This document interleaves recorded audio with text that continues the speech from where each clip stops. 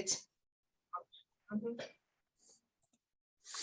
Okay, thank you very much to Professor Ina Golubovic for organizing this permanent seminar. I hope this will be a great start for a much greater future still ahead. And I hope this will introduce a very fruitful exchange of ideas, and between also, I hope, some more Western European philosophers.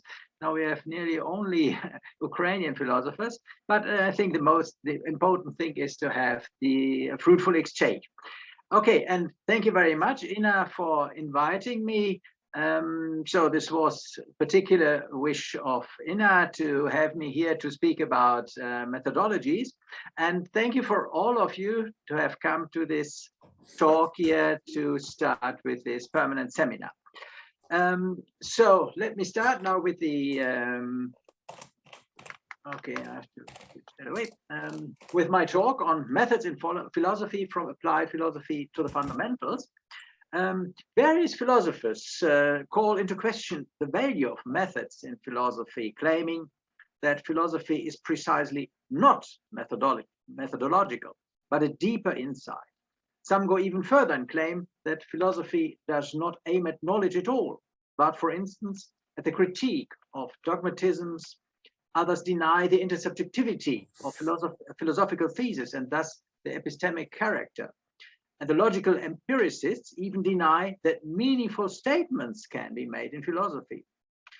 I do not want to refutate these claims in detail, but the fact is that most philosophers, and especially all great philosophers, aim at philosophical knowledge and put forward corresponding theses, and that many of these philosophers also try to justify their thesis.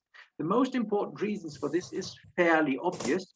Insights, especially true beliefs, help us to orientate ourselves in the world, to identify and systematize our proper goals, to order them according to their importance, and to achieve them.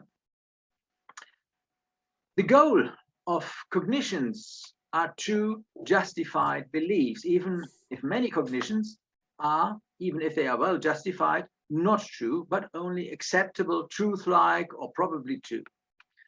Recognizing truth presupposes clear truth conditions, meanings of the recognized thesis, and it presupposes methods of cognition, how to gain such truths, and argumentative methods with which one can pass on and justify these cognitions intersubjectively as cognitions.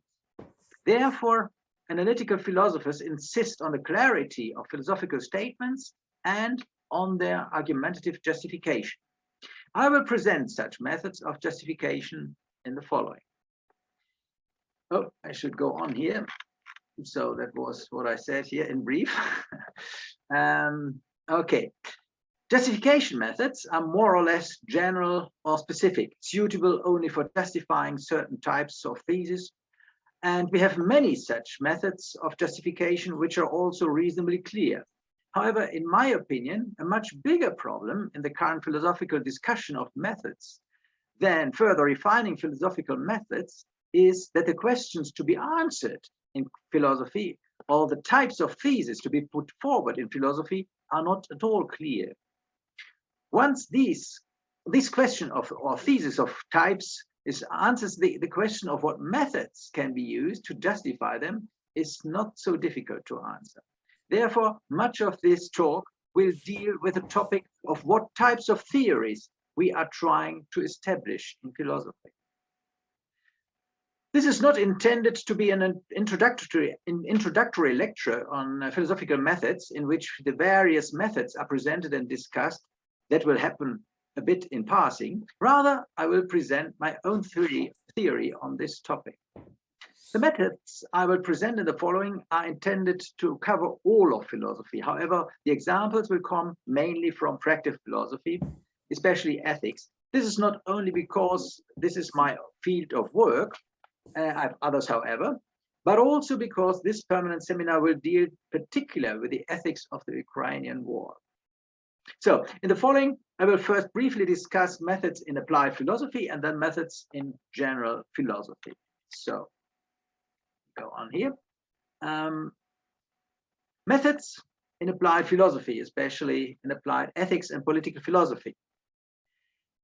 One can understand applied philosophy as presupposing philosophical principles that are applied to more specific cases.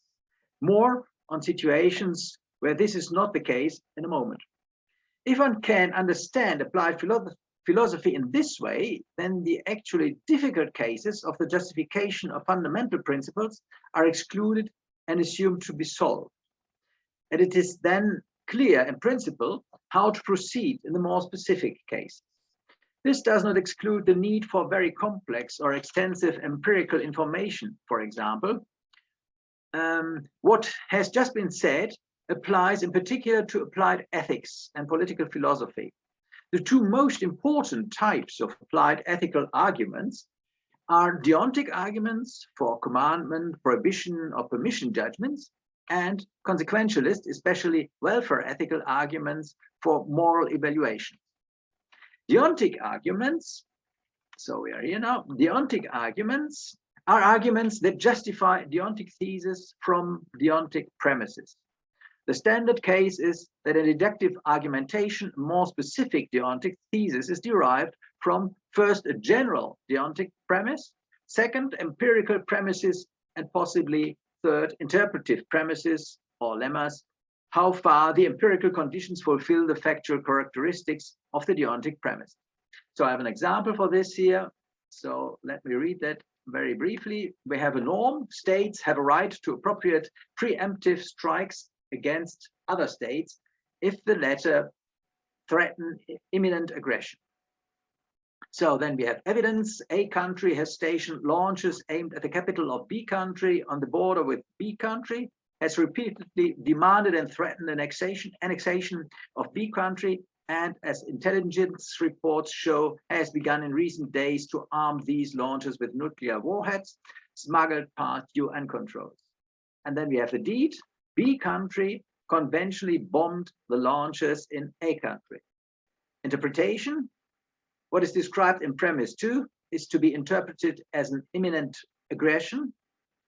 Second interpretation, the bombing described in P3 is a preemptive strike. And lemma 3, the action described in premise 3 is appropriate and proportionate. And then we have the thesis, B country had a right to the bombing of A country, described in premise 3. So that means the bombing was morally permitted. There may be complications to this here. I leave this out. If one disregards these possible complications, the basic structure of these arguments is simple. It's just deductive. The other important type of applied ethical thesis are consequentialist, especially welfare ethical evaluations of above all. So these are some of the complications we have left out. And then we have now the welfare ethical valuations. Above all, action alternatives. If one can presuppose a certain evaluation criterion here, unfortunately, however, there are always a plurality of competing evaluation criteria, then the basic procedure for the evaluation is again clear and simple, even if the implementation can be enormously complex because of the abundance of evaluation aspects to be considered and the difficulties of the empirical questions. First, all possible relevant consequences. Second, for all possible affected parties of the action must be identified. And third, evaluated from the point of view of these affected parties. Third, in addition, the probabilities of these consequences must be determined. And fifth, finally, all on this information basis, the moral desirability of the respective option must be determined with the help of the evaluation criteria. So I bring just an example of this here, and this is taken from the talk I gave at the workshop, which Ina has mentioned various times already. And so let me start with this here. At the talk where someone of you were present, I presented the beginning of such an assessment for options on the Ukrainian war. And I started to evaluate the options offensive fight against aggression, and the other alternative was unilateral ceasefire. So this was the pacifist option. I also went into further methodological problems, such as the determination of individual well-being, the standardization of units of measurement, the conversion of non-hedonistic values, especially economical cost, into hedonistic ones. So the core of this evaluation was then the tables in which the required information was compiled and aggregated to the overall moral value. So this was this here. I make it still a bit bigger, so of course this is very tiny. So this was the central piece, a table with the information gathered and put together to a calculation of the value of the various alternatives. So this table shows the consequences of two options under optimistic scenarios: offensive defense at the top and ceasefire at the bottom. Column B contains different types of consequences. Columns M and R contain the moral evaluations of these consequences, with the sums in rows 14 and 24. So this is here. And in the end, you see the yellow highlighted numbers, figures make up the evaluation of these alternatives. So according to the method of prioritarian evaluation, so I use two ways of evaluations, a prioritarian one and a utilitarian one.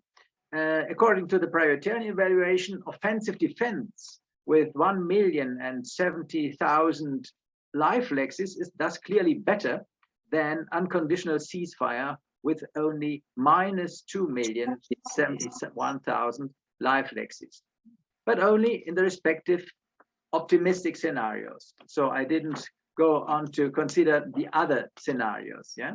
So this, because this is a very, very, very long enterprise, and I didn't even have good figures for this one. So I'm sorry, I haven't worked out that paper yet, what I presented last time. I still have to do that, and I will do that and put that on my website.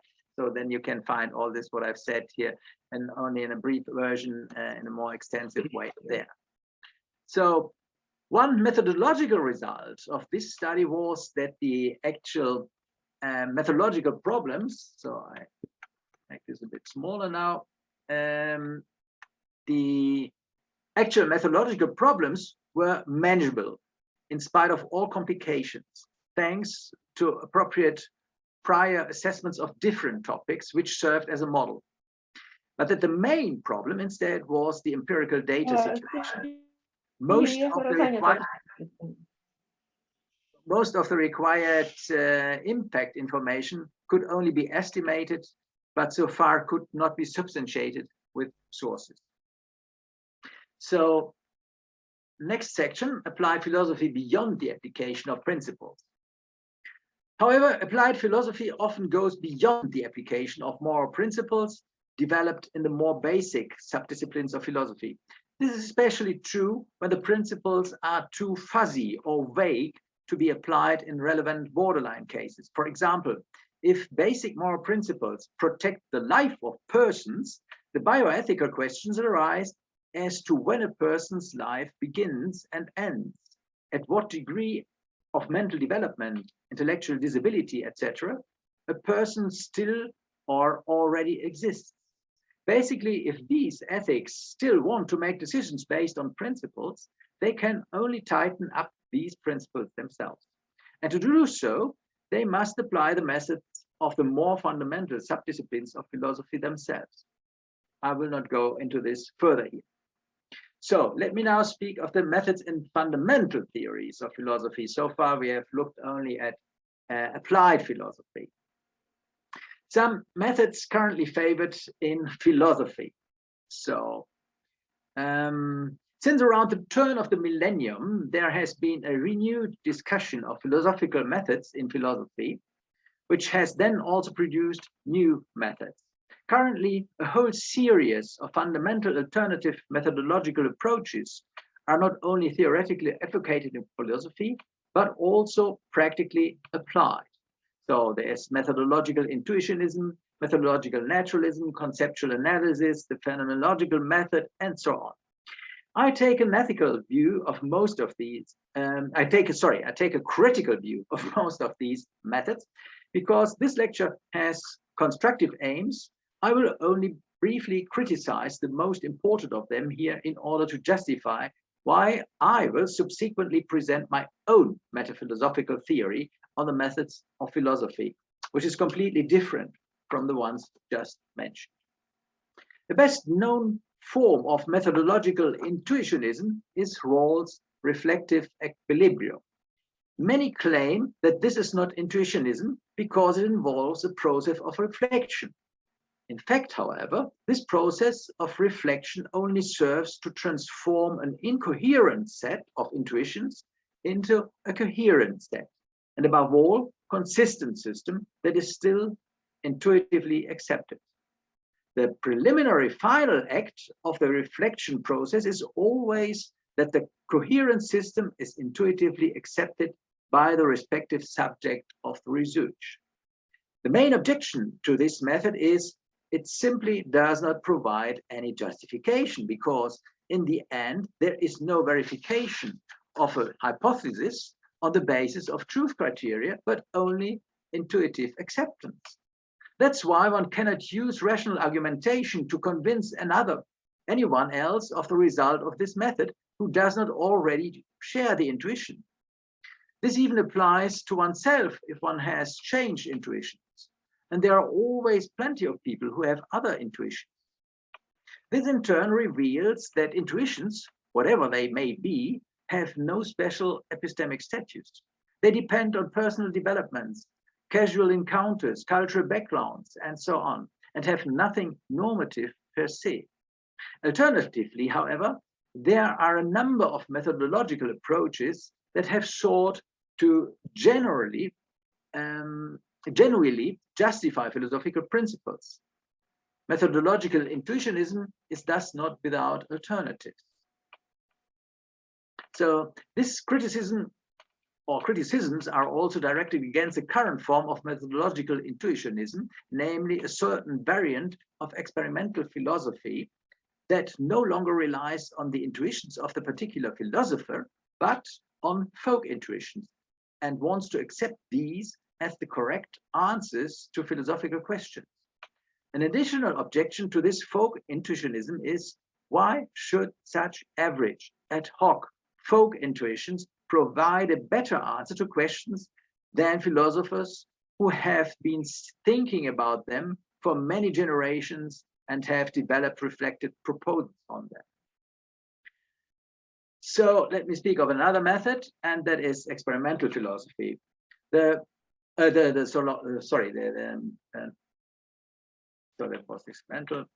methodological naturalism.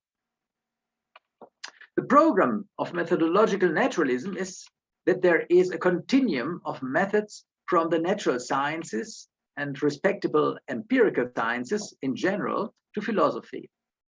What is astonishing about this program is, first of all, the vagueness of the formula continuum of methods. If it is not the same methods as in the empirical sciences, then what are they? But if one leaves only the empirical methods, this form of philosophy cannot answer any normative questions of philosophy because of Hume's law. And such normative questions do not only arise in practical philosophy with the basic question, what should I do? But also in theoretical philosophy, for example, when criteria for good science, for rational cognition, for valid arguments, for adequate logics, etc. are sought.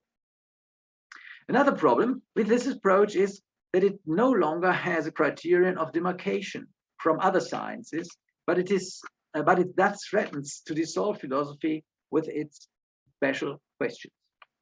So I skip that part here on the experimental variant of methodological naturalism and go to the question of philosophy. Methods are means to achieve a goal. What is astonishing about the philosophical discussion about methods since the 1970s is that the actual goal for which these methods are to be used is not discussed at all. If, as I said at the beginning, the goal of philosophy is knowledge, What kind of knowledge or systems of knowledge, especially theories, are sought in philosophy? Only and precisely when one has answered this question, one can sensibly ask the next question: which methods are suitable for answering the philosophical questions that are so distinguished? Which question is answered, for example, by knowledge of moral folk intuitions, or by knowledge of John Rawls' intuition that impartiality is the fundamental moral value? So, what questions then does philosophy seek to answer in a justified manner? What are the types of theses it seeks to establish and justify? There are some monistic conceptions of philosophy according to which philosophy seeks to answer a single question. For instance, in dialectical materialism, the universal laws of development and motion, or in formal semantics, the question of what it means to understand a proposition, or in ontological approaches, the nature of all being. Such monistic answers, however, always leave out at least a large part of philosophy. Monistic conceptions of philosophy thus underestimate the diversity of philosophical questions, which is already expressed by the diversity of philosophical subdisciplines. At this stage, I only assume that for each subdiscipline of philosophy, specific fundamental questions can be formulated, which are in part already suggested in this subdiscipline's title. However, as soon will be shown, some disciplines pursue several questions at once. Although these various questions can be partly hierarchized and axiomatized, a somewhat cumbersome list of around 20 or 30 main philosophical questions would remain, not including the questions of applied philosophies. So I cannot systemize these questions here. What I will do in the following is rather to present structural types of philosophical theories as they are ideally actually developed in philosophy. Theory here means that this is a coherent set of theses.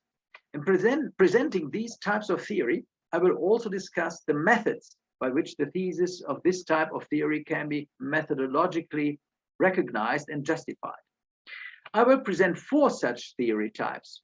All of the 20 to 30 basic questions just mentioned are answered in theories of these 4 types. This is an indication that these theory types cover at least most of the basic questions of philosophy.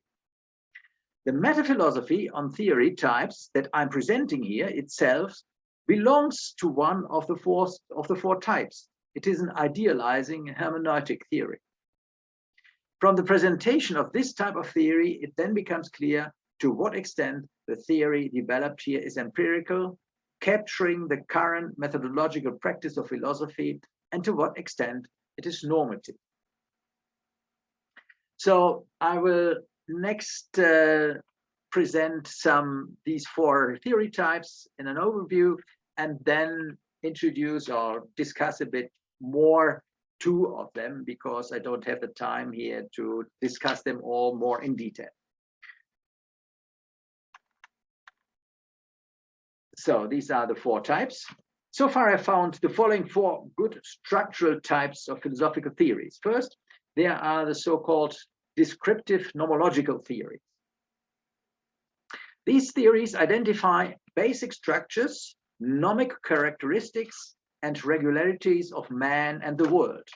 Descriptive-nomological theories continuously merge with psychological, social science, and natural science theories.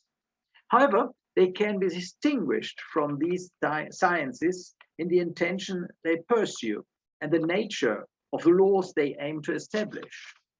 While, for example, the natural sciences, formulated slogan-like, with a technical intention, strive, among other things, to determine the elementary laws of nature with which all events can be explained, philosophical descriptive-nomological theories, with a self-enlightening and orientating intention, strive for knowledge about the invariant specifications of our existence, so to speak, about the limits of the area in which we can move. For this purpose, measured by today's scientific standards, an overview knowledge of the specific area of laws or knowledge of molecular laws is often sufficient.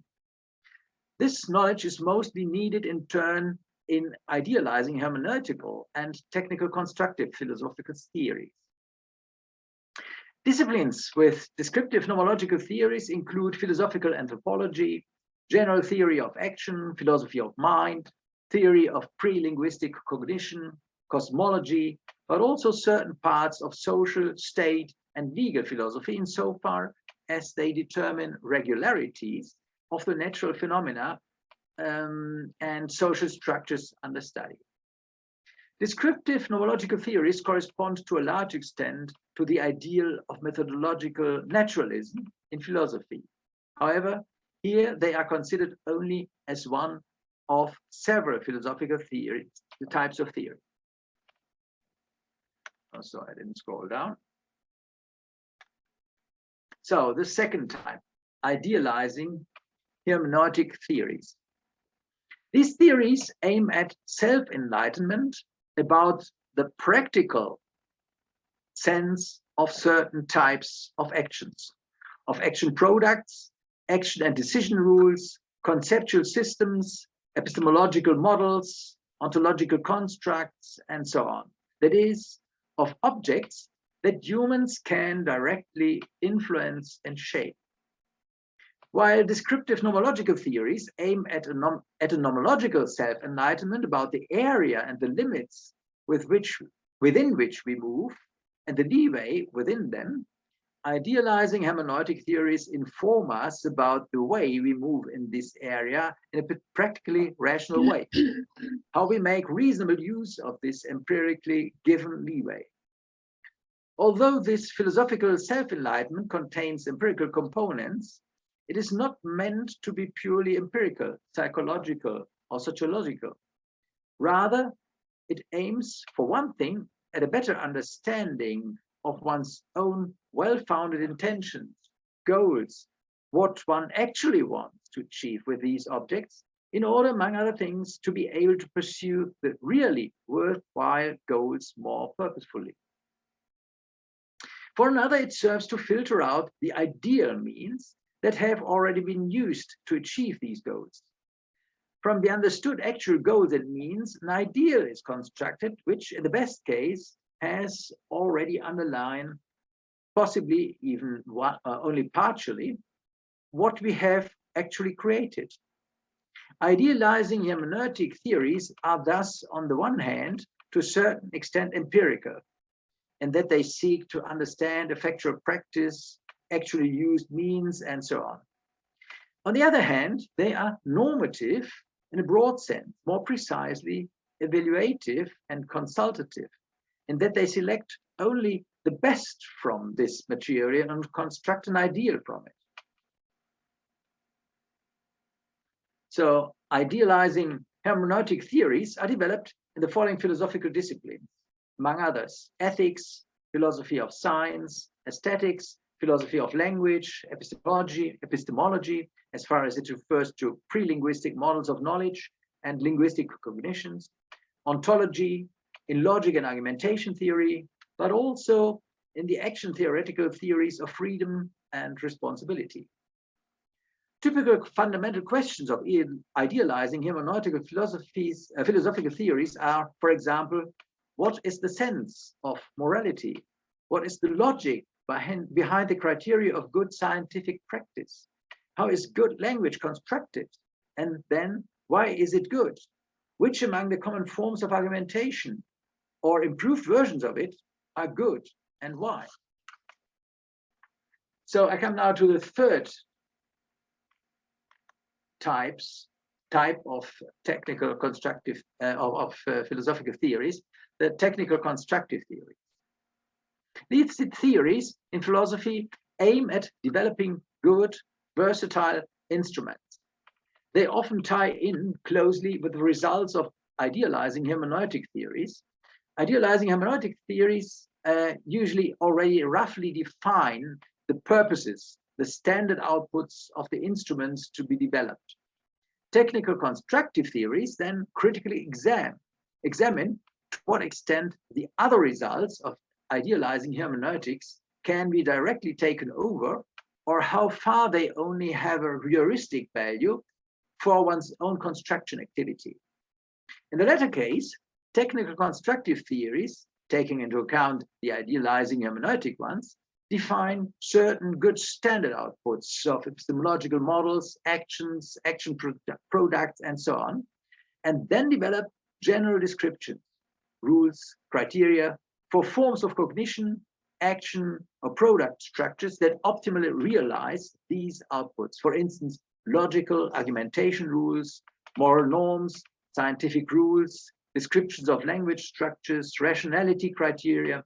In this development, technical constructive theories can in particular also use the knowledge from descriptive-nomological theories in order to determine margins for the instrument to be developed and the consequences of such instruments. The structures described are either well-constructed techniques or tools by which a number of purposes can be achieved when needed, such as criteria of knowledge or argumentation. All the descriptions represent rules of action which should be followed permanently, as in the case of the criteria of rationality and morality. Since even the best factual structures found can usually be improved, all philosophical disciplines with idealizing hermeneutic theories also have technical constructive theories. The above list of disciplines under 2 could therefore be repeated here. So we have ethics, philosophy of science, and so on. If there's little to improve, the transition between the two, that is idealizing hermeneutic and technical constructive theories, is fluid. So I go on to the 4th types of theories. And these are ontic-practical theories. These theories attempt to make statements about fundamental spheres, levels, forms, and structures of reality, which are basic for our understanding of the world, our possibilities of action and planning of action, but which lie beyond our world of experience. So, for instance, the existence of the physical external world, of other minds, theoretical entities, higher beings, or the constancy of the laws of nature. Because these realities are completely beyond our experiences, transcend them, for the justification of such ontic statements, procedures are necessary that are not primarily or not at all empirical. They are transcendental in the general sense, lying before every subjective experience and making the cognition of the objects in themselves possible.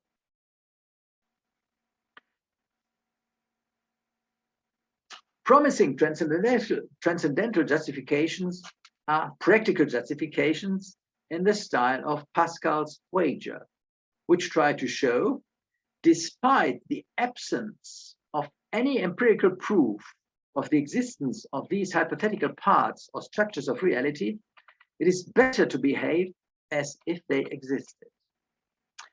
Pascal's argument for the thesis that it is better to act as if God existed is itself not valid. Here, however, we are dealing with a type of argument used by Pascal, which is epistemically effective and for which there are quite important, argumentatively valid and adequate instances. Without a minimum of empirical knowledge, even the practical arguments cannot show that these realities exist, but they can show only that it is better to count on them firmly, to behave as if they existed. Ontic-practical theories exist in or are suitable for ontology, cosmology, epistemology, philosophy of mind, philosophy of religion, philosophy of science, and philosophy of nature. So in the following, I must limit myself to remarks on 2 of these theories, say something about the meaning of these theories, about their structure, and about the associated methods. So let me speak about idealizing hermeneutic theories first, because I think this is nearly the most complex of them. The aim of idealizing hermeneutic philosophical theories is self-enlightenment about human practice, about general practices or practices applied in specific groups, about institutions, rules or instruments used there, systems of knowledge, logical and linguistic rules, criteria for science and scientific methods, rules of argumentation, ethical norms and evaluation systems, political institutions, criteria for freedom, responsibility, and practical rationality, and so on. That such self-enlightenment is necessary at all is due, among other things, to the fact that such practices and instruments were developed in a historical process by many participants, and that the individual subjects and users are largely unaware of the reasons for these practices and instruments. Apart from the mere explanation of the practices and instruments and the reasons for them, idealizing hermeneutics also directly pursues practical goals, namely to assemble ideal instruments from historically found, only partially understood, heterogeneous, and often bad or useless material. Idealizing hermeneutics must therefore not only know the individual practices and reasons for them, but must also evaluate these reasons practically and determine the best instruments, or first compile ideal instruments from the parts of the existing practices and instruments that are found to be good or optimal. At this point, there is then a seamless transition to the technical constructive theories. This conception of idealizing hermeneutic theories is based on an instrumentalist and constructivist understanding of many objects of philosophy. According to this, epistemology, for instance, has the task to develop good rules of cognizing, by whose observance as many important truths can be recognized as reliable as possible. In ethics, the goal is not so obvious. It could be the creation of a socially binding value system, which would then be the basis for resolving conflicts and planning social projects. But in ethics, the determination of the sense of morality itself is still an open task of idealizing hermeneutics, and so on. The idea of idealizing hermeneutics is to put together an ideal instrument from the best justified pieces of reasonable practice. Such a research project uses two main types of knowledge. First, the reasons, ultimately the intentions, ultimately the intentions behind certain existing practices and instruments, or even individual actions, must be identified. So go on here a bit.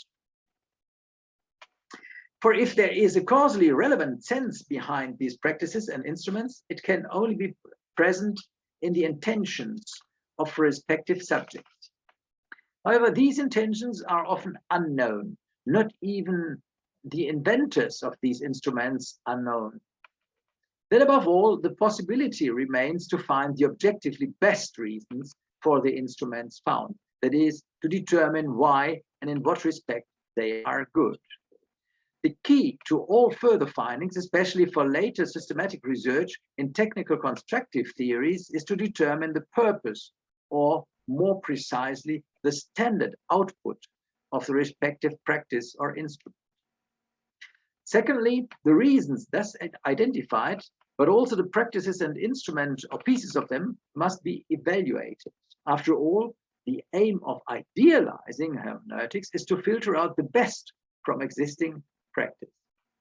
Finally, these pieces may need to be put together and completed to form an ideal organic whole. So, idealizing hermeneutic theories, according to what has been said so far, contain the following types of essential systematic statements or theses. So we have here now the composition of such a theory. First type of thesis, these are definitions. Theory contains definitions or terminological specifications of important terms that are used to formulate the synthetic statements of the theory. Second type of thesis, description of the structure. The structure S of the ideal instrument is described. Third type of thesis, the reality of the structure. The relation of the instrument to real practice is established by thesis of the type, the structure S is a factually realized instrument, or the structure S is an instrument composed of pieces actually used and supplemented elements. Fourth type of thesis, function. The functions of the instruments are described. With which input does the structure lead to which output? Fifth type of thesis, way of functioning. The function of the instrument, that is, how it transforms the input into the output, is explained.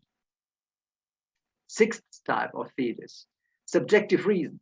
The connection with the intentions of the users of the instrument is made by a thesis of the kind that the adoption of a certain function or of a certain output for certain subjects was an important subjective reason for the realization of the structure S or of its parts.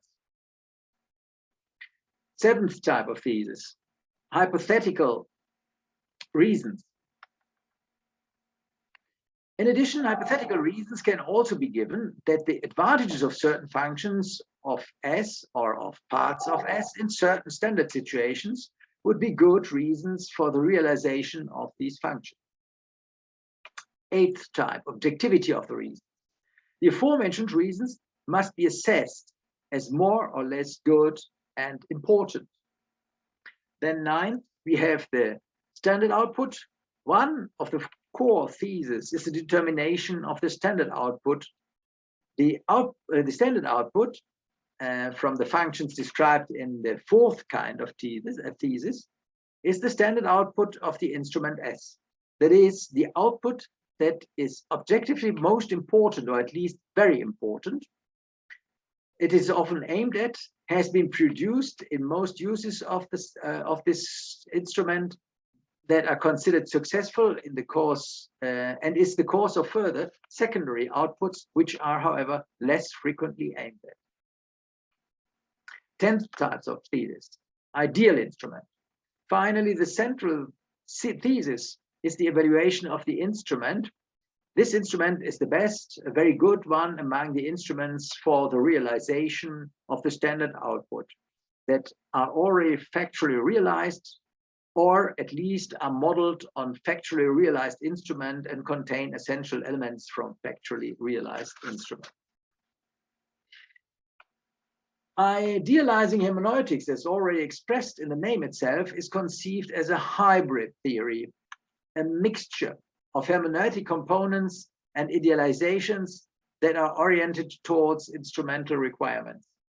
Accordingly, the methods used in idealizing hermeneutic theories are also heterogeneous.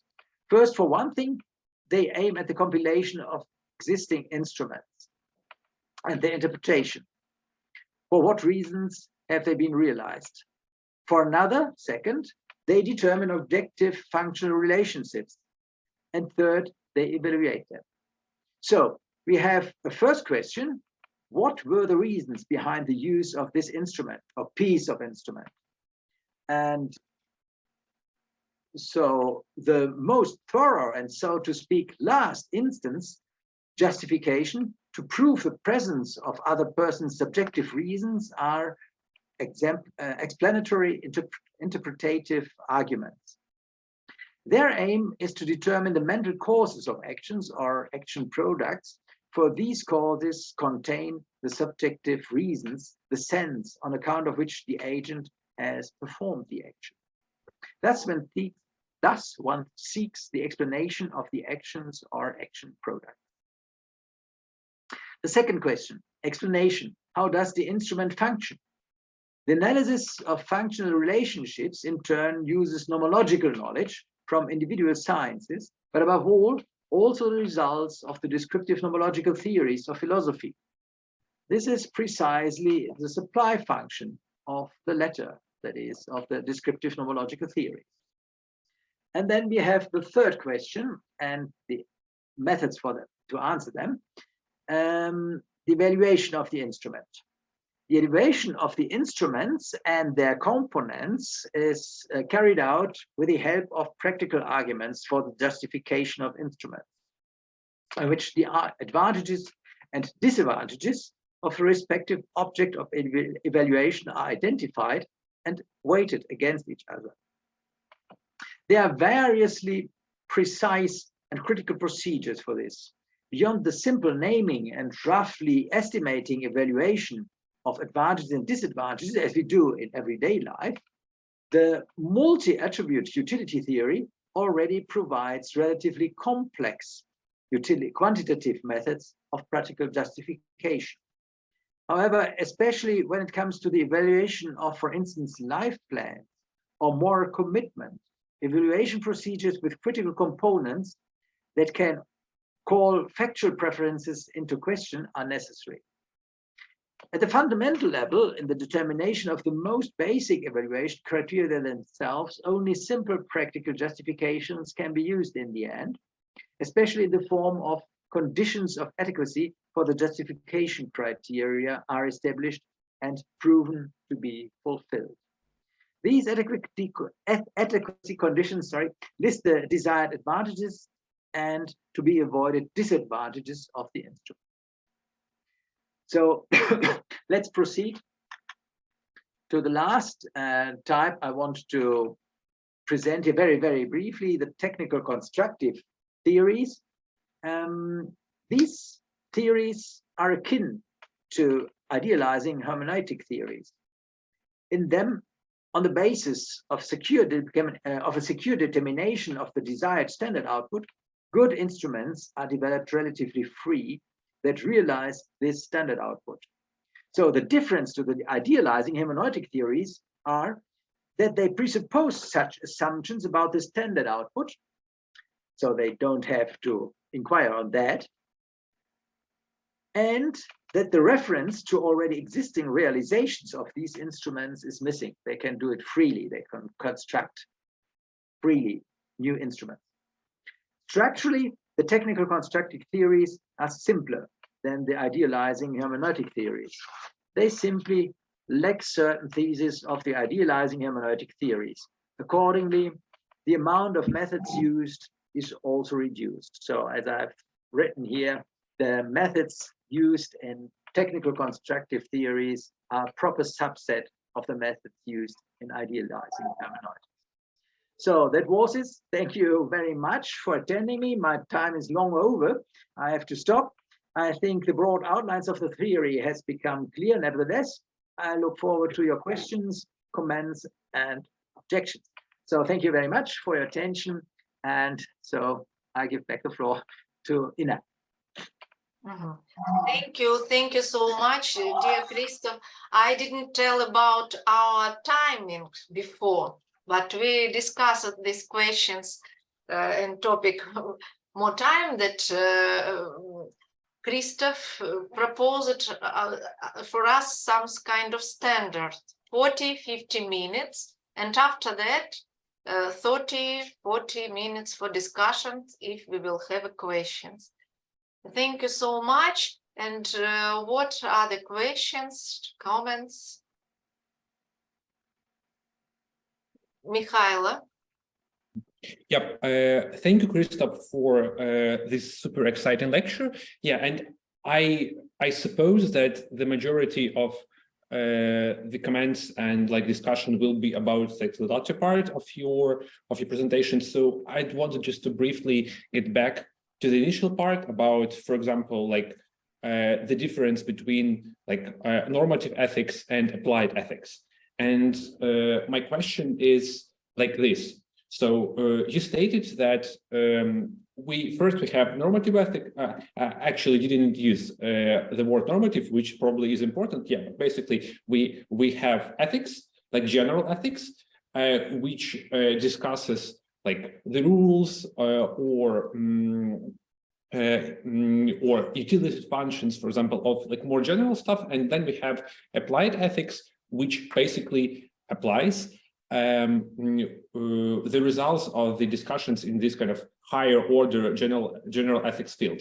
And my question is, according to your this preliminary metaphilosophical theory, is there a chance that applied ethics begins affecting general ethics. For example, like I think historically we can think of a lot of examples in which this happens. For example, like let's say like enlightenment, right? Like in the era of enlightenment, like a lot of change in general ethics happened, but I think we also know that a lot of discussions actually happened after the this big earthquake in Portugal. Sorry, it slipped my mind. What is the capital of? Yeah, Lisbon. Lisbon. Yeah, Lisbon earthquake. So I think like we are all familiar with the discussions, more or less, which happened. Lisbon. Yeah. And so like I think discussing like the Lisbon earthquake used at the time, it was more of an applied ethics, so to speak, thing. But then we also know that it seriously impacted the general ethics discussions. So like, why does it, can it happen? Maybe you just don't agree with me on this example. Can this thing happen that applied ethics influences general ethics? And if it can happen, why it happens according to your framework? Thanks. Okay, this is a very important question. You're obviously right in saying that there is the possibility that also applied ethics influences general ethics. And so the argument, or the example you gave, the earthquake in Lisbon, so that undermined, I think, many theological presuppositions in theories and ethical theories. And so this was very fundamental in making clear that there was, or that there were presuppositions that could not be held any longer. And I think that this is right. And if there are further possibilities, of course, there are, for instance, if you have very different or complicated cases, but I'm looking now for examples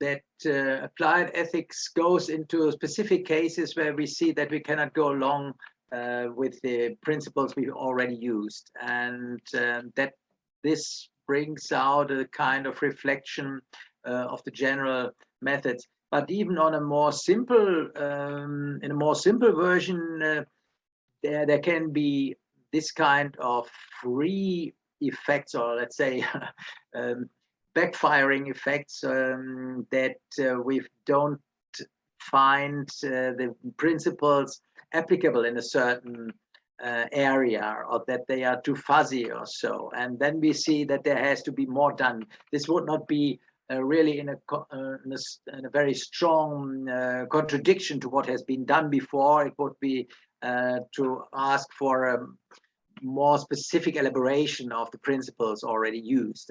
But there's also the first case with a rather radical subversion of theories.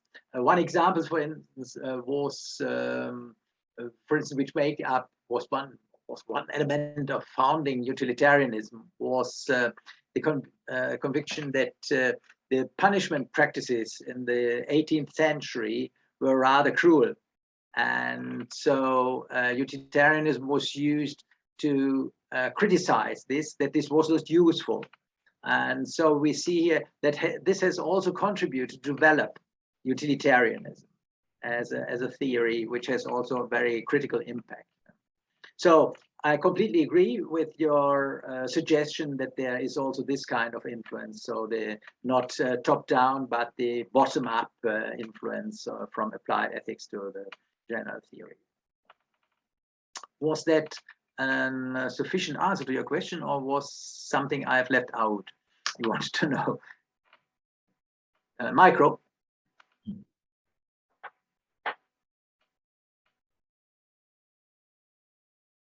Yeah, I didn't hear what you said.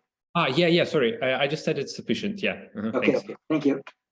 I'm looking for my pen here.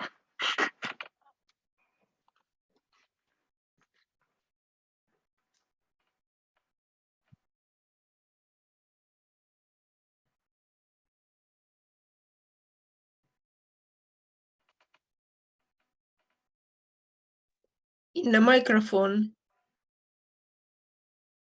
Thank you so much. Any questions? Yes, Alexander Kulik. First of all, thank you for this presentation. Your speech was really fruitful for mind. As for my question, could you characterize main methodological challenges to a researcher who tried to understand war in his or her country? Maybe you can tell about some methodological tools, how to reduce subjectivism, how to be rigorous for such researchers. Thank you. Could you please specify that a bit more? So you asked about the methods which could be used to answer what questions, an ethics of war? Yeah, ethics of war in my country. So researcher from Ukraine is trying to understand war in Ukraine. It is difficult in the context of subjectivity. Of course, it is necessary to be rigorous in research. Is it possible to use some methods to increase level of rationality in such situation? Thank you. Yeah, I think so. You can do that, but I think we are then mostly in the part of the applied philosophy. So what I've done during the workshop in my presentation there, from which I showed you a very, very brief extract here during the presentation today, I think this goes in the direction. So we have, I think, a rather neat methodological procedure for evaluating various options, which, for instance, in this case, this was made from the perspective of the Western allies of the Ukraine. And but I think the same methodology could be used from, for instance, by the Ukrainian government itself. And so that they evaluate the options they have or that they see with such a framework and find out which would be the better thing. I think what they do, in fact, will be rather near to what I have presented, perhaps not in moral terms and obviously not in well-being numbers and so on. But I think it will grossly go in that direction, which advantages will we have there and which advantages will be there. What will be different will be the moral aspect. I think that will not be very universalistic, what they evaluate. So from a moral point of view, obviously more persons have to be, or the fate of more persons has to be taken into account. So this would be, I think, an example for what can be done in methodological terms to evaluate the war. So far, I haven't seen. Perhaps I'm wrong here, but I don't think to have seen very, very deep methodological problems in evaluating the war. So it's in this case, it's too obvious what has to be done here, and so I don't think that this is really a very, very big at the fundamental level endeavor here, which we have to comply with or to resolve here, which is posed by the Ukrainian war. Thank you. Thank you. Mikhail? I just wanted to make a quick comment to what Alexander has said. Although I also think that maybe it is not like a huge problem, I think I'd like to comment on that because like what like Ukrainian philosophers usually like tell themselves, and what I, for example, usually hear when I speak about the war on kind of some more international events is like this exact question that you posed. So it is, although maybe it is not like philosophically super fundamental, I think it's practically very important. But also I would like to add a bit from my experience, because like, yes, we can say that Ukrainians need to kind of be wary of some things or adjust some things, but like I'm Ukrainian, but I haven't seen the war because I'm in Germany. And the thing that I'm constantly telling myself is that, well, I need to be wary of being not super subjective in this raw sense you described, but I also need to be wary of not being too objective, because like subjectivity, objectivity, like it is, I think, really important to also avoid the more general pitfalls of objective looks at war, because usually they imply certain very specific theories. They imply, for example, like this so-called like neorealism, or they imply the idea that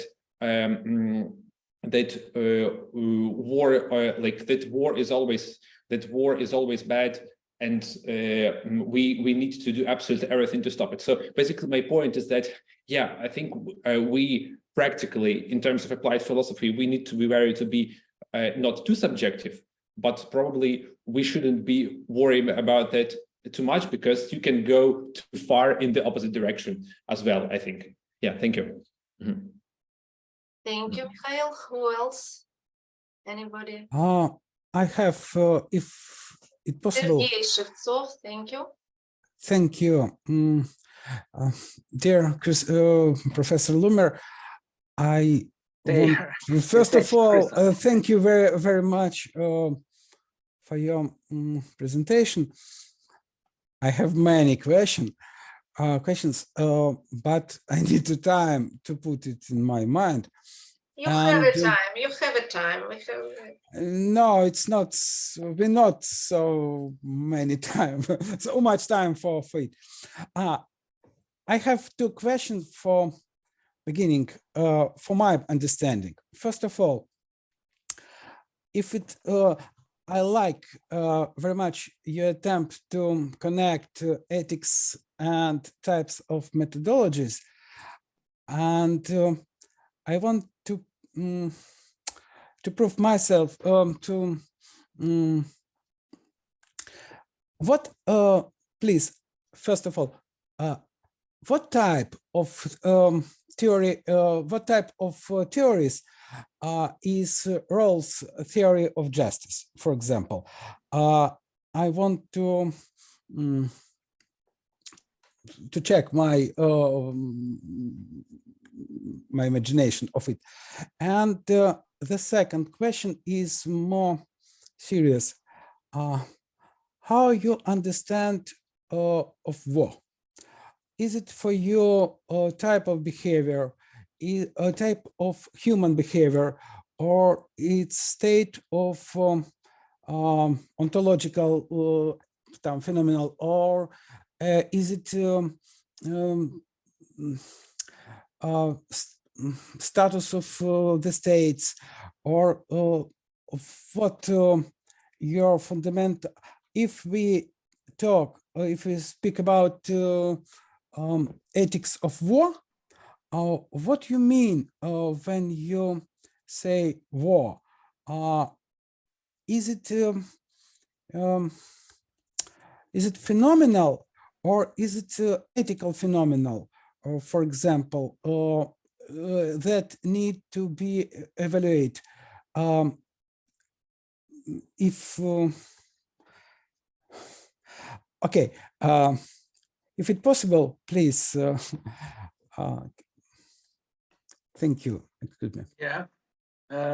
So regarding your first question, I don't think that the justification structure of Rawls fits into what I have said here. So that would be a theory to be criticized. Mm-hmm. And I said something on intuitionist approaches. So the basic idea in Rawls' theories of justice is this ideal of fairness, and he spells out the ideal of fairness in terms of impartiality. And so the whole structure, or the whole idea of the how does he call it? The original position, or the original status with the veil of ignorance, is a kind of operationalization of this idea of impartiality. And so this is his basic intuition, the idea of impartiality. And from this, he tries to construct, to develop in some way his moral principles. But what he does not do is to justify a moral, let's say, evaluation criterion. And so even what he does then there, this kind of, you can buy it or you cannot buy it, or you may not do it, this kind of fundamental intuition he has, that is that impartiality is the most fundamental value in ethics. I wouldn't buy that in this form. I think other things are more important. But so if I don't buy that, so I'm already out of the game. And I think this holds for many others who don't buy it. And so even the internal structure of the theory, I think, is not that coherent. There are many lapses when he goes on and introduces a value function where he first has abolished it, where does he get that from, and so on. So I don't think that this is an ideal theory which would be rubricated among one of the 4 types of theories I've presented here. So there are elements, of course, which could be used, but I think that the whole idea of how to proceed in structuring a theory and justifying it doesn't fit to what I presented. So that's the, let's say, the normative part of the presentation. So I said, this is what I presented here. This kind of metaphilosophy is already an idealizing hermeneutic theory. So I found pieces of it in many theories. I didn't say anything about that during my presentation. For instance, there will be pieces in Hume which will fit into the first part, the descriptive-nomological part, and there will be theories, for instance, in Gautier, who is an ethicist, which would fit into the 3rd type of theory, that is the constructive theory, the practical constructive theory, or technical constructive theory. But I don't think that Rawls' theory would fit in very well into this scheme. Yeah? And so there are theories which fit well into it and others which don't. So your second question, so I'm a bit lost here. So you asked for ontology. I think this war is mainly composed of many actions, which are structured in a hierarchy, and that is the kind of, let's say, rubrication we need in ethics. And so that someone is acting here. In the first place, this was Putin, who has ordered the aggression, and then we go down all the level, all the level down the hierarchy, from up to the single soldiers who are going on. So, but I don't know if this would be an answer to your question. I fear it's not. And so perhaps you can help me a bit more to understand the question, your second question. Micro. Yeah, okay. Thank you for answer first. And my first question.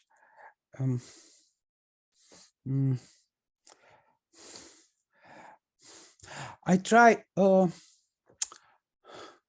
understand what is, there are differences between, for example, to approach to the war, Heraclitus, who said that war is the father of all things, and Marx, who said that war is the result of some problems inside of the societies. And if we try understand ethics as the some methodology or type of methodologies, or the set of methodologies, In this case, we need to understand that this difference between understanding of the war need for us to make a difference between types of methodology of ethics, and we have two different view on the war and methodology. If methodology is the way to the a goal or type of end, in this case we need different types of types of methodology, and I try to understand. You connect methodology with some theories, and it difficult for me to catch what types of methodology you can use for understanding of ethics of war, because I don't understand what you mean when you say war, the term of war, and I try to use some of these types of methodology, and now I have no results any of it, and I ask you if it possible, of course, can you clarify your notion of war? What kind of reality is this? You mean in this term? Okay. Okay. So this, I think, is there's a large area you cover here, and on the one hand, the term war is defined in ethics of war, as we have it, and there are more, let's say, social philosophical theories of war. So I'm neither specialist in one or the other discipline, and in particular, but I'm nearer to the first one, so ethics of war. And there they define it. I can't reproduce here the definition they give. And of course, it has to do with two states which are in conflict with another and that they use weapons and so on. But I can't give an exact definition. So there is obviously literature on that. And I think so. To make the relation from my point of view to methods would be they define here a war for then defining moral principles, how to act in a war, and of whether a war is justified or not. So these are normative questions, and for being able to answer them, they have to define the object. And this is a certain class of conflicts. For instance, if a defensive war is justified, an aggressive war is not justified, and so on. And therefore, they do this. But I think you are hinting at a somewhat to something which is much more deep, and so this would be what you said, and which I would rubricate into social philosophy, something like that. We all know, for instance, that at least this was one of the aspects or one of the reasons for the aggression, for the Russian aggression, that these were internal problems in the state of Russia, that it was a measure to get the more sustained by the citizens of Russia, and to get the people more compound, to get around the internal problems of the state and so on, that therefore he began, also for this reason, he began that war. And but this would enter then an analysis if it is justified or not. And of course, these are not legitimate reasons for beginning a war, as is dealt with in ethics of war. But I think this is not what you want to know here. You have a different approach, I think, which is more, as I said, from a social philosophical point of view. So I would see it, and I wouldn't go so deep into these problems. And of course, you can ask questions also on this topic, and I find this also very, very important. I will not deny this. It's not my specialty, and that therefore I cannot say much about that. There you need again for why there are wars in history at all, why people are not pacific, and so on.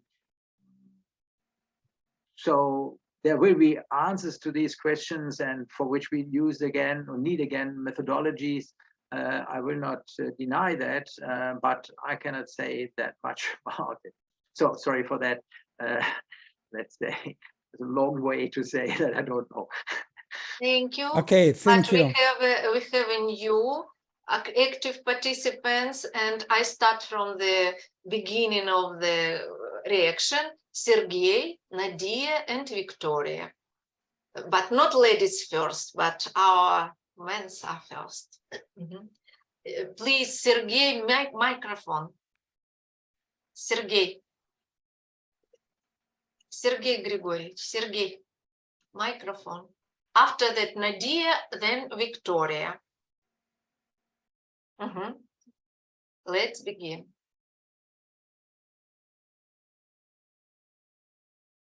Oh, a microphone and sound. Microphone is on, but we don't listen to you, Sergey. Don't listen to you.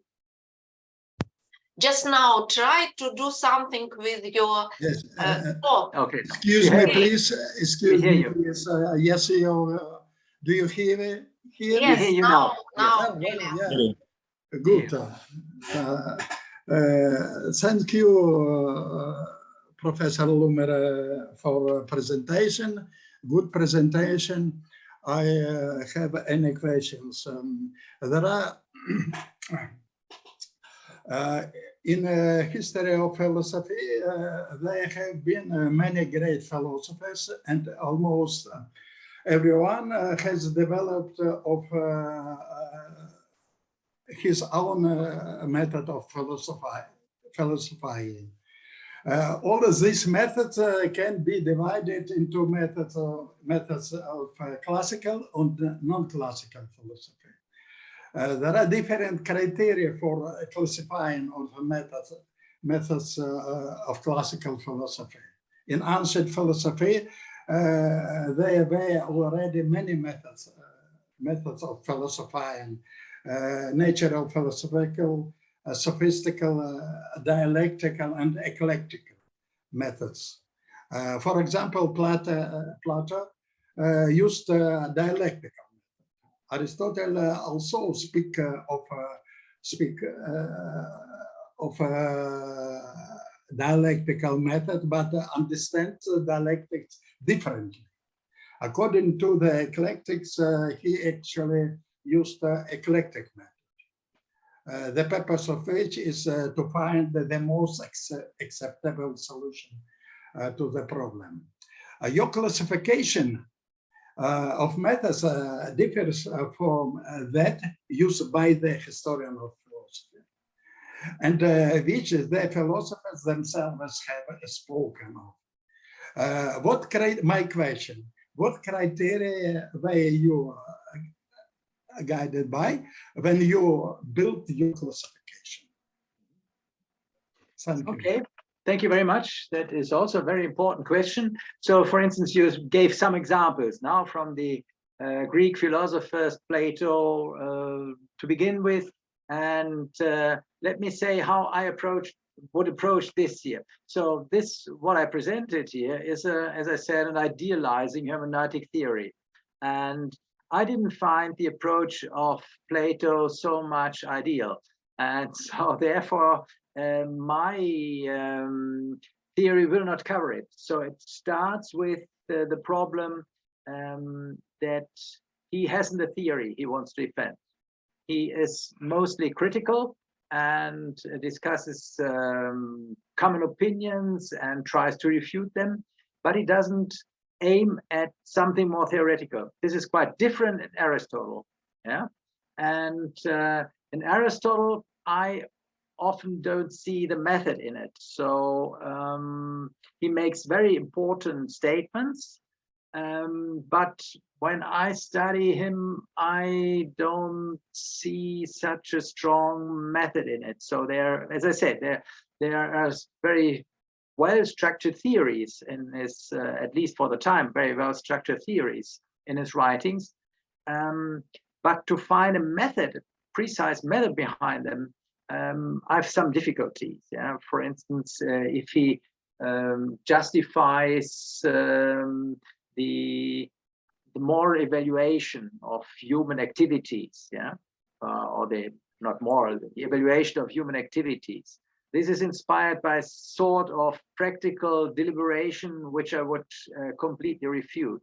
So this would be, I brought up these or took up your examples. This would be only to show you what I've said so far, to show how I would deal with this kind of theories. So there I would say, I don't find so much good ideas into them, at least methodologically, to construct from that an ideal theory, an ideal methodology or ideal theory.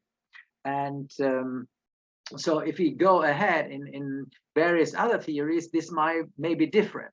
So I wouldn't list, for instance, these theories of Plato or Aristotle as those who would be captured by the four types I described here. Yeah? Because I think they are too far away from what I would call an ideal theory. And this would be different, for instance, with pieces of Hume, or with pieces of, I brought up some names here, for instance, a reconstruction of Leibniz logics, or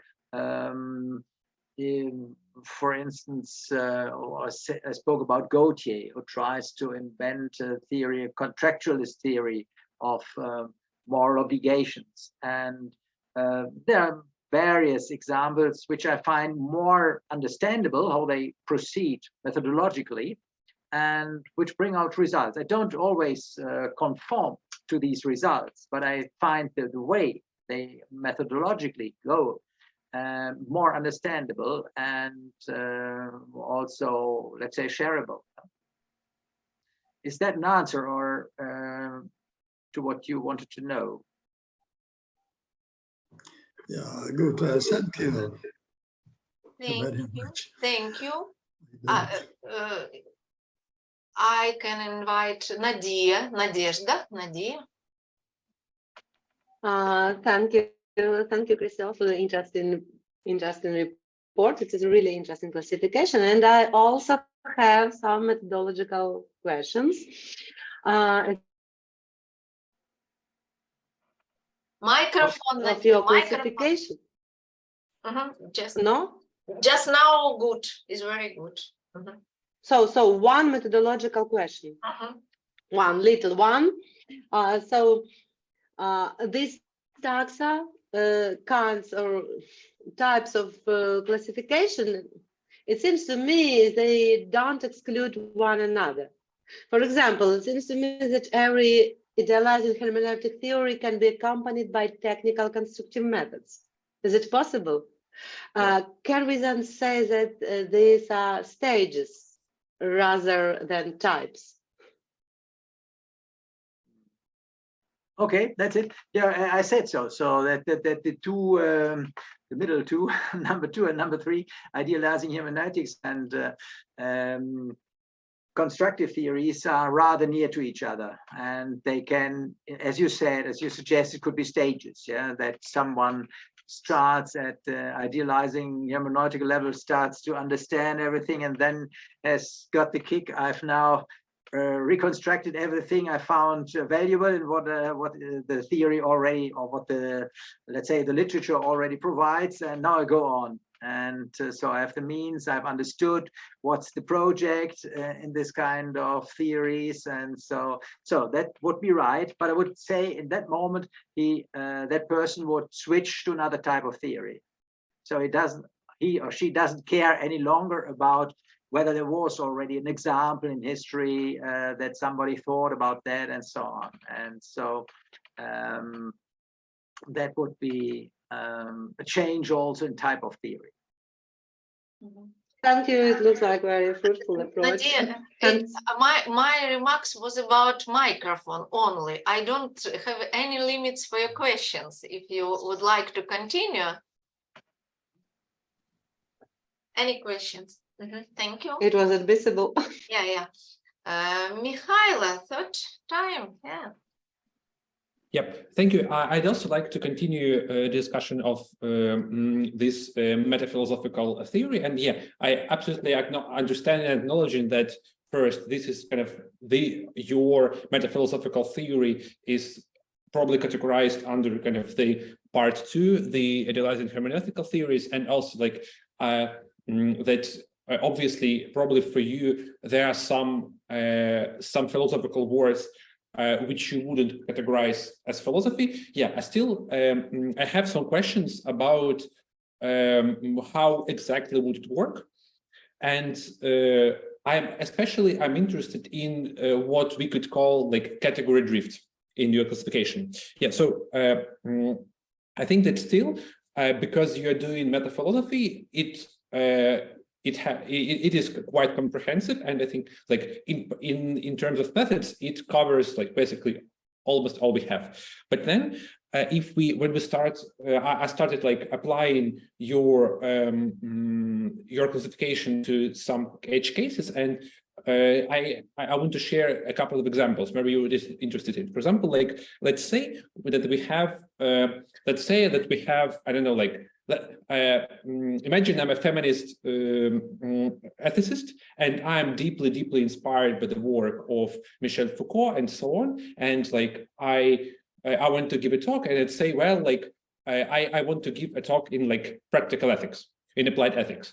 But you listen to my talk and you think, well, that is not ethics, that is political philosophy, because all he does, he speaks about power and he is very critical of any idea of any normativity, either kind of, and for him, basically the idea of kind of any rule in ethics is unacceptable. So like, and he's super focused on power. Yes. So for me, what he says is not ethics, it's political philosophy. But for me, it is ethics.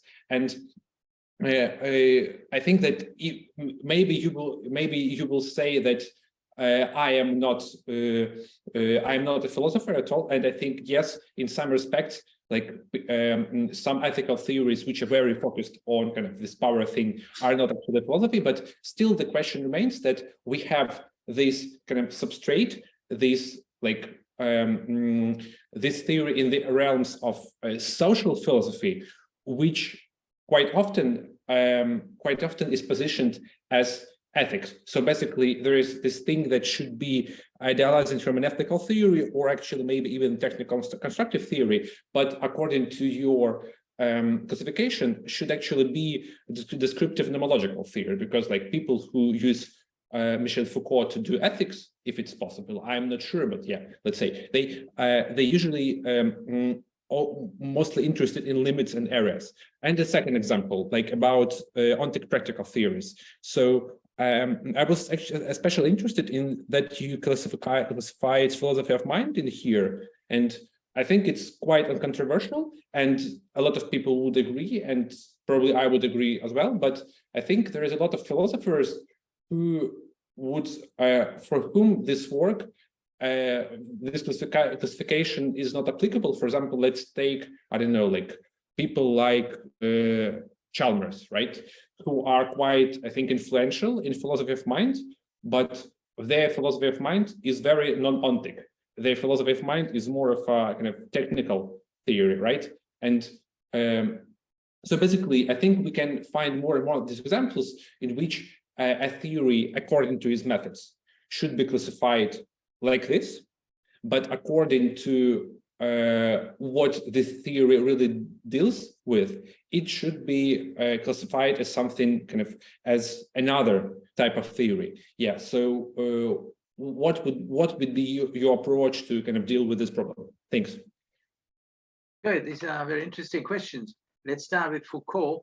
My problem would be there first to determine precisely what kinds of theories does he advance, and what kind of thesis and propositions does he advance, and there I would see big problems. And if ethics is in a certain sense normative, then I would say this is more what you described as something which would be rubricated or would to be rubricated among social philosophy.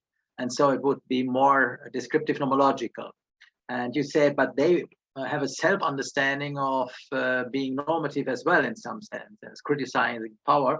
And if they want to do that, they perhaps make this kind of naturalistic error, so that they violate Hume's law, that they try to find out something here on the structures of power and then go on, proceed in some way directly to some normative claims. And I wouldn't see any justification in doing that. And I think that is what often has been criticized in Foucault, that this is quite unclear where this comes from, the normative impact of all of this. Yeah? We can find many analyses of power structures, but if we want to evaluate that, then we have to follow certain procedures. For instance, we cannot simply say because there is power, that is something which has to be condemned from an ethical point of view. We have to value also the alternatives. Which alternatives are there? Are there structures with less power? Are there structures without power and which are good nonetheless? And all these questions are not posed within the theories of Foucault. He immediately advanced to something like a general critique of power. So that would be my answer to this, that he remains on the, let's say, this descriptive nomological part, and there he may be also a very good theoretician. And if he proceeds from there to the more ethical parts, it gets very fishy and with many steps which are not justified. And the other example of Chalmers, I don't know, perhaps I don't know him enough, but he wants to find out some structures, whether this is already a technical constructive. I don't see that. Perhaps you should help me with explaining more. So for instance, if I see his thesis about the qualia, and this, so he tries to say that we cannot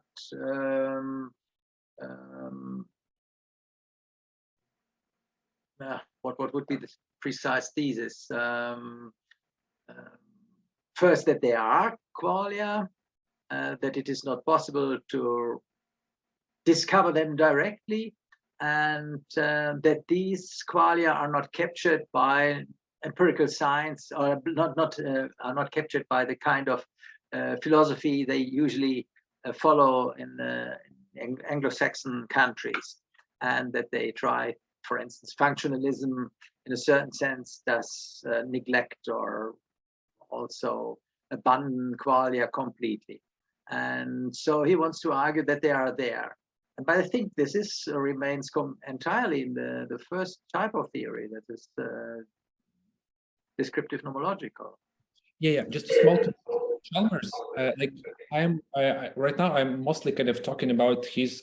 It slipped my mind how's this article called, but basically in which he argues that we can look at human consciousness from a computationalist perspective, and he proposes some kind of quasi-mathematical ways of how can we prove that consciousness could be simulated, and then that basically we could look at it from a computational perspective. And basically what it actually means is that, like as I see it, is that we just we don't look anymore at the problem of consciousness as a kind of fundamental problem, and we look at it more from a perspective of philosophy of science. Yeah, so this is this kind of category drift, what I mean. And like regardless of where the kind of I agree with the Chalmers here, like this approach right now is quite popular in also in cognitive science. So I think still we can still it's something to be discussed. Yeah, thanks. Sorry.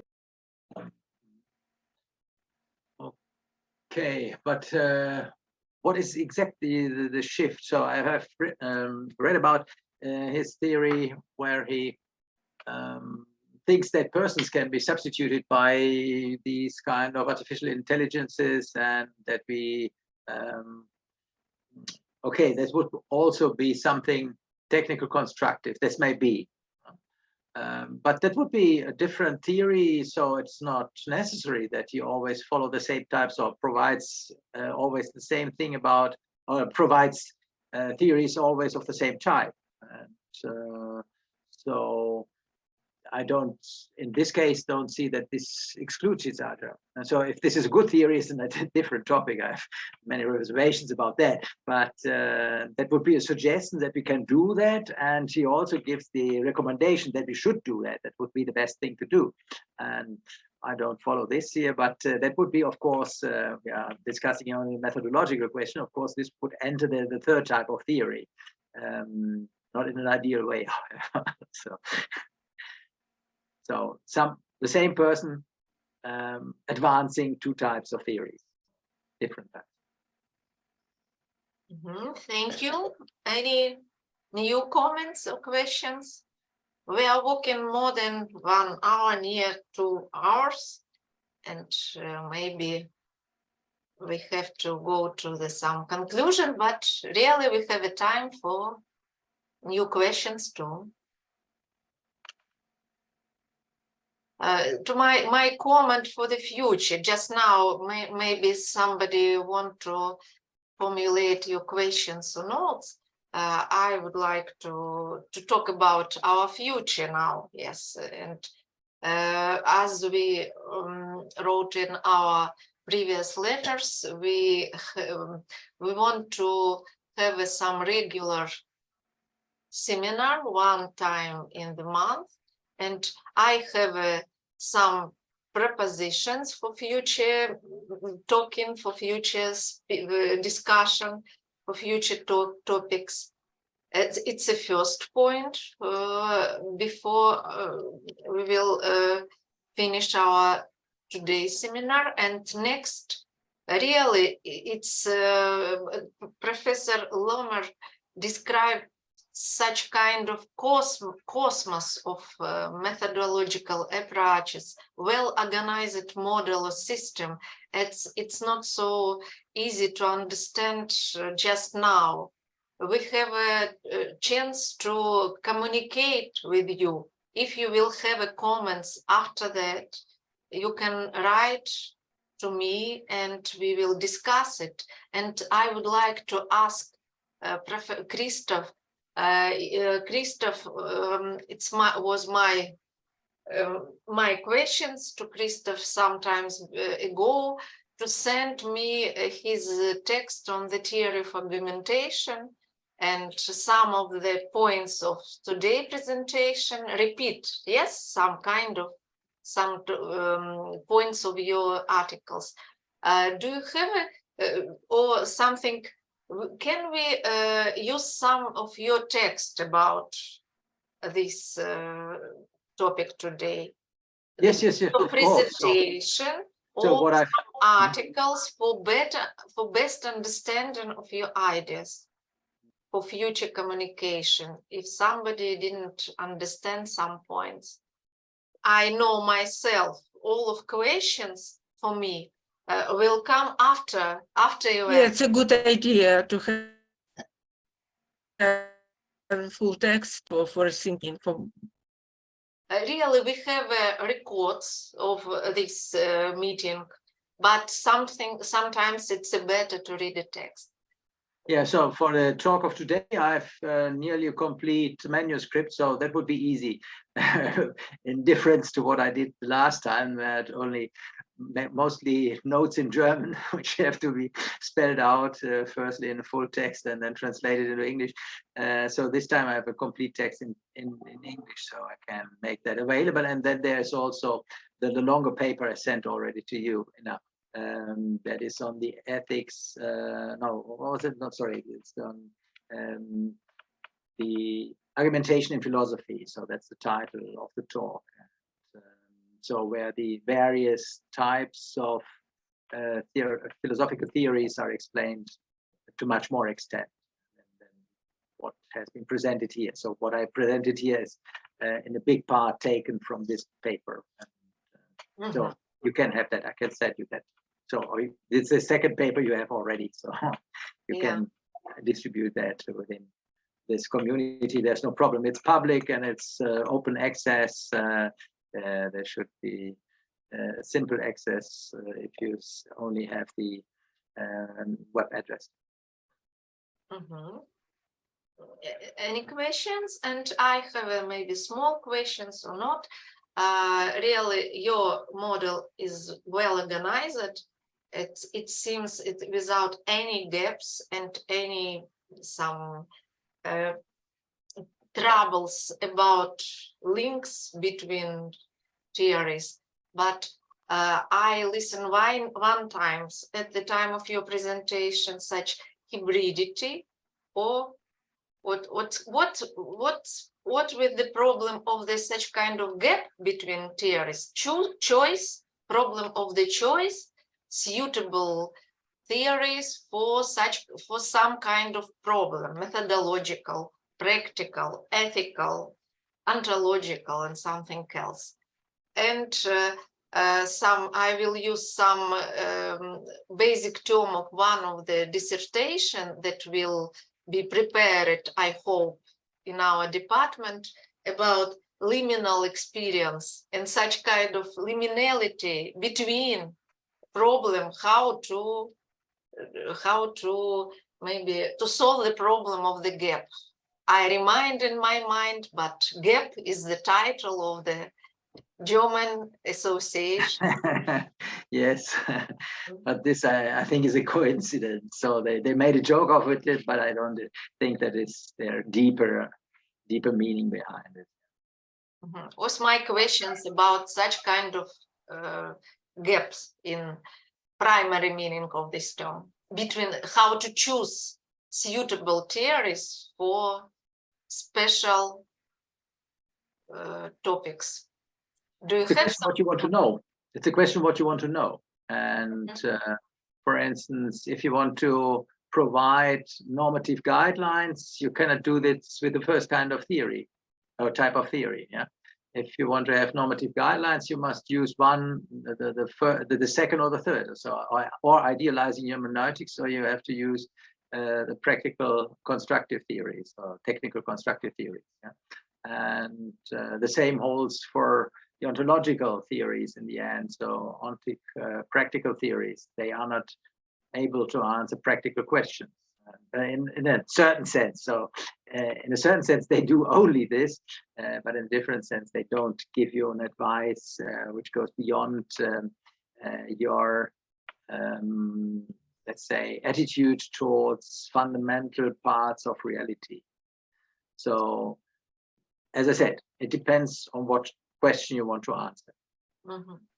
But if you put a questions, well, you after that you don't have any troubles. What kind of theory do you choose?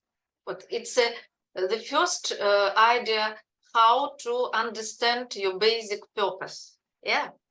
And after that, there is no difficulties in the choice of the theories for you. Yes, so far not. So for instance, I started the whole thing with 3 theories. I discovered the last one, number 4, only later on. And though I have written about it, but I didn't connect it. And so perhaps there are more. I don't know. But so far, I didn't find more than these 4 I've presented today. And one should be aware, I spoke of questions and I spoke of types of theories. Questions and simple theses are only, let's say, single propositions or single claims. And what we usually want to have in philosophy, these are complete theories. And this is more than we have not only one proposition, we have a system of claims and of assertions. And this is much stronger. And for instance, if we want to answer only one single question, this could be inserted into the program of one subdiscipline of philosophy and could be answered there, but it would be the more applied part of that theory, and it would not develop the whole theory.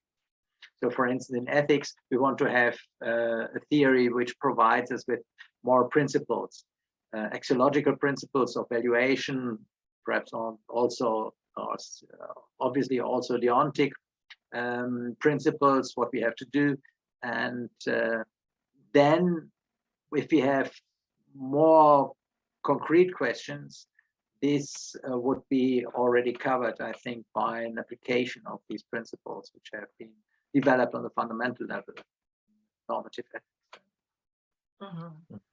Thank you.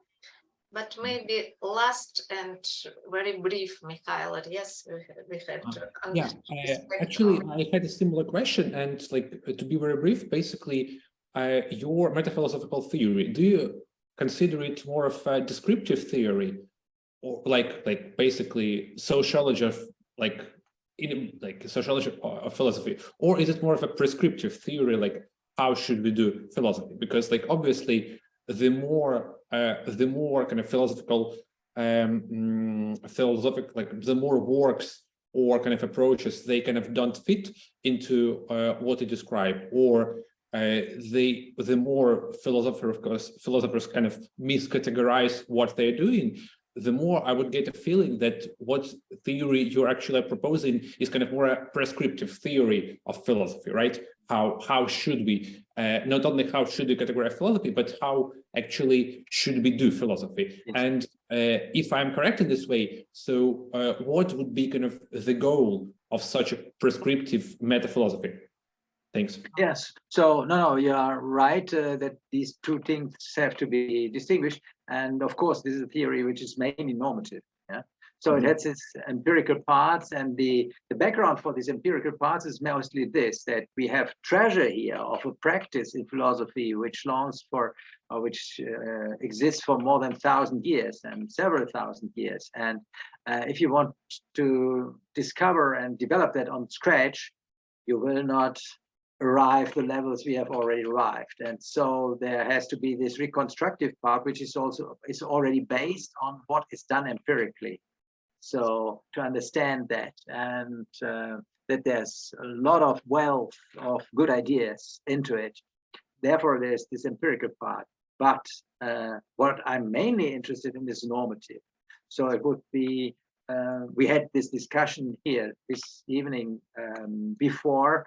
Can we rubricate, for instance, Rawls' theory? Can we rubricate Foucault's theory into this? And I always said, no, they are not ideas, so they don't pass the test. And but there are others which pass the test. And unfortunately, that are not so many. And that has to do with these are rather high standards that we have done it all the way down in this way. So the main impetus is normative, but it is based in this idealizing-hermeneutic idea on the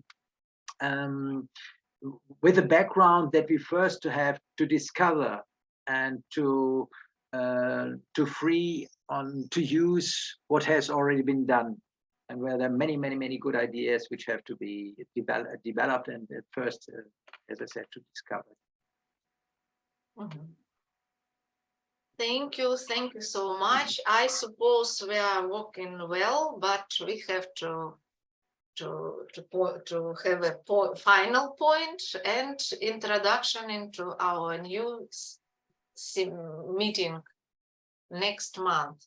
But just now, I don't know nothing about Tom and about topic. We will be in communication with you, and maybe some participants who didn't have links, who didn't, who didn't send me address for communication, you will write it in chat, and we will stay in touch. Thank you so much, Christoph. I suppose it's a successful and brilliant beginning of our permanent seminar. And thank you for discussion, questions, and notes. Thank you and good evening. Thank you to you, Ina. Thank you very much also for your kind comments. You are too kind with me. And but I thank you mainly for organizing this year, and I enjoyed it, and I hope it will be fruitful, the beginning of a fruitful series of further talks and further encounters. Thank you. Yep. Thank you. Thank you. Thank you to everybody. Have a nice evening. Have a nice day today, tomorrow, and to next meeting. Yep. Okay. Have a nice day. So Bye. thank you very much for interesting lecture and very fruitful discussion. Many food for thinking. Thank you very much, Tatiana.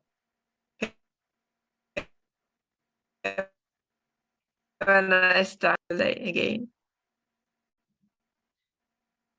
Thank you very much. Can we speak a bit afterwards? Yes, Enough. maybe Yes. two, 3. Yes, 2-3 minutes only. Yeah. Maybe I have a time, but Yeah, no. No. It was only for the question is how to proceed. So what I found very sad was that I was the only Westerner. Yeah. So, and that was not the idea of organizing the workshop in Berlin and then the workshop. So I fear this didn't work. So we didn't get more Westerners in the boat here, and that is a pity. And the number of participants declined all the time. And we had most in the first meeting in Berlin, and then less and less. And I don't know if we should enter into new initiative to get more participants, in this case from Germany or from other Western countries. That would mean that we would open the floor here, for instance, via this platform Philos. Philos is I don't know if you know that. Philos is the general information spreading website by the Philosophy Institute of what is it? Philos L in Liverpool, in England. And so I think this is the biggest information provider on philosophical questions, on philosophical events all over the world. And that would be a possibility to make some publicity there and to invite people from all over the world to come to the meetings here. But so far we haven't done it because we also thought that that could be dangerous or could put in or could lead to some problems in the discussion here if we have people who are sustaining the Russians or things like that. And so far we haven't done it. And the question would be, I would say, if we want to have further people from Western countries, we had to go such a way to invite people on such a platform. But just now we have to maybe to organize, to create some constant number of participants and to show that our seminar is successful and have some kind of efficiency. For publicity and some website, I invited it's our department, not only mine, graduates. One of them are program, he knows how to do website, some technical equipment, how to organize, and we will talk about how to do it more better. I stop.